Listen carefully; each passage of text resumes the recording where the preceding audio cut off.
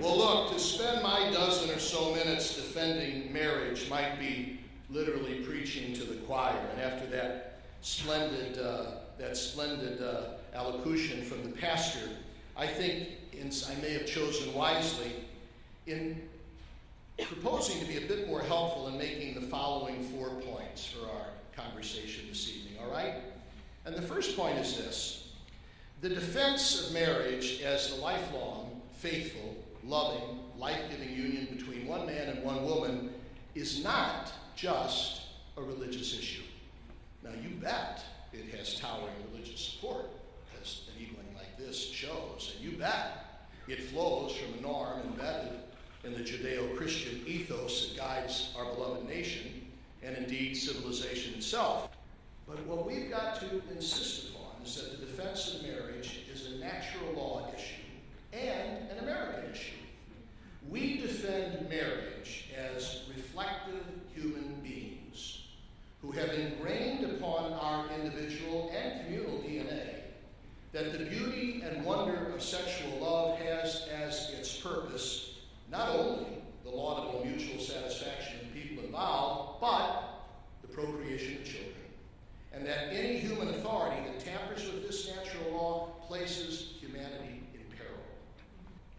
We defend marriage not only because we are Christians, Jews, Latter-day Saints, Muslims, Buddhists, whatever creed we might claim, but because we're Americans, loyal to a country that has as at its genesis the belief that our nation exists to defend natural law, not offend it, that our nation's government has no business butting into what properly belongs in the arena of family, faith, culture, and the transmission of the deepest of all values, and that citizenry is most patriotic when it rises up against any move to upset the common good. Thus, we challenge those who might wish to reduce the defense of traditional marriage to a Sunday morning issue of certain misguided, narrow, fanatical believers. Not true at all. This is not just a religious issue. It's an issue of natural law. It's an issue of responsible American citizenship. Number 2, very sensitive, folks, nor is this an anti-gay issue. While some defending marriage may have sadly and regrettably sunk into gay bashing, the groups represented here this beautiful evening were scrupulously fervent in their insistence that this was pro-marriage, not anti-gay. If you look at our pedigree of the faiths represented here this evening, you'll note that we've been cogent in our defense of marriage against a lot of things: frivolous divorce, polygamy, adultery, forced marriages, cohabitation, just to mention a few recent contemporary threats to marriage. In our fight against divorce, we were not spiteful of those divorced. In our opposition to polygamy, we were not anti its practitioners. In our worries about adultery, we were not prejudiced against adulterers. In our worries and in our recent efforts, we weren't anti-gay, but pro-marriage. Historically, naturally, reflectively, commonly, culturally understood as the lifelong, loving, faithful, life-giving union between one man and one woman. Number 3, our apprehension over the erosion of traditional marriage, I'm afraid, is made only more grave by the corollary that we see today, namely ominous threats to religious liberty. Simply put, folks, we're worried that this misguided and harmful redefinition of marriage is only the most recent example, and I hate to say, probably not the last, of a reduction of faith to a personal hobby one does for an hour or so on one Sabbath, and also a restriction on any attempt to bring faith's values outside of one's church, synagogue, or mosque. Such a view is, of course, contrary to the essence of religion itself, is it not? Which hardly looks at faith as anything other than a normative influence, a defining influence on every aspect of life.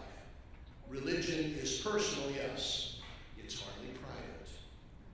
Such a reductionism is also contrary to the genius of the American experiment, which would posit that America does not so much tolerate a properly curbed and leashed religion, but that America needs and depends upon a vigorous free exercise of religion, and that America's best moments have come when people of faith bring their values vigorously to the public square, whether that be such noble chapters in our history as the Revolutionary War itself, abolition, the women's movement, civil rights, the peace movement, or the pro-life enterprise of today. Now, I'm not going to caricature our opponents in a way some of them have done to us, but I'm afraid it's clear, unfortunate attempt to redefine marriage in this state we're proud to call home will now become a threat to our religious liberty, as churches, facilities, ministers, preachers, charitable agencies, healthcare apostolates, and individual believers might now be coerced to accept the notion at odds with our deepest convictions, with such things as harassment, litigation, punitive taxation, and even arrest awaiting those who prefer the faith of our fathers to the tenets of aggressive secularism. And finally, point 4, everybody, we've got a challenge, and we have to admit it, as embarrassing as this might seem. We've got a challenge not only ad extra, but ad intra. Pardon me for using some Latin, okay? I propose that we're here not only to bolster ourselves to defend marriage from attack from the outside, and Lord knows those are heavy attacks, but to challenge one another as people of faith, as disciples of Jesus, to recapture the awe, the wonder, the beauty, the dignity of marriage for ourselves as believers. See, we've not only got a problem out there, we've got one in here. Because for many of our own people, marriage has lost the luster of its God-given enchantment. I'm embarrassed to say it, but darn it, we have to be realistic. For us as Catholics, and the sociologists tell me that these sober statistics apply to so many other religions, only 51% of our Catholic people approach the sacrament of marriage anymore. Catholics divorce, contracept, and live together out of wedlock commensurate with the national average. This has got to change. This is a major challenge to us concerned about the life of the soul and eternal salvation and the coming of the kingdom. Ultimately, I think we can all agree, our most effective weapon to defend marriage is by our example. God has intended marriage as the loving, lifelong, life-giving, faithful union of one man and one woman, precisely because this is a happy, wholesome, healthy, holy way to live. And when lived well, guess what? Leads to eternal happiness. This is the way he intends his gift of sex to be used. This is the way he invites a man and a woman to spend their lives. This is the institution in which he wants new life to be conceived, born, and nurtured. This is the way he wants faith in him to be passed on to our children.